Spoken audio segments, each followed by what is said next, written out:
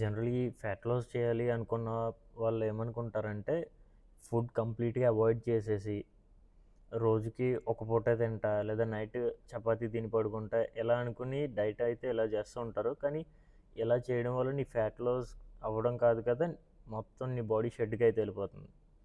ఇలా కాకూడదు అనుకుంటే ఈ సింపుల్ టిప్స్ అయితే ఫాలో అవ్వు. నీ ఫ్యాట్ లాస్ జర్నీ ఒక హెల్దీ ఫ్యాట్ లాస్ జర్నీ అనేది జరుగుతుంది. ఇందులో మెయిన్ ఫస్ట్ వచ్చేసి క్యాలరీ డెఫిసిట్.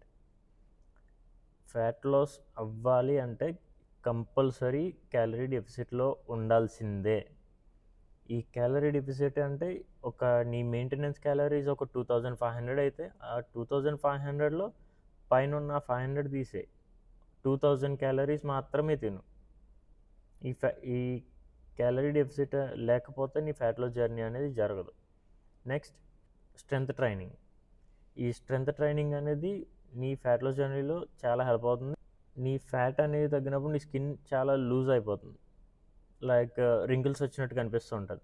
అలా కాకూడదు అనుకుంటే నీ స్ట్రెంగ్త్ ట్రైనింగ్ చేసి నీ ఆ ఫ్యాట్ ప్లేస్లో మజిల్ బిల్డ్ చేయడం అనేది చాలా ఇంపార్టెంట్.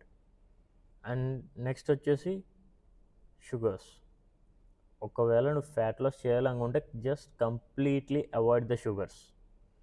ఈ షుగర్స్ రోజు వీక్ మొత్తం కష్టపడి నువ్వు ఎంత ఫ్యాట్ లాస్ చేసినా కానీ వీకెండ్లో ఒక లడ్డూ తింటే మొత్తం వేస్ట్. అండ్ లాస్ట్ వచ్చేసి drink at least 3 to 4 litres of water per day. ఈ వాటర్ అనేది నీ స్కిన్ని హైడ్రేట్ చేస్తుంది, అలాగే నీ ఫ్యాట్ లాస్కి చాలా హెల్ప్ అవుతుంది.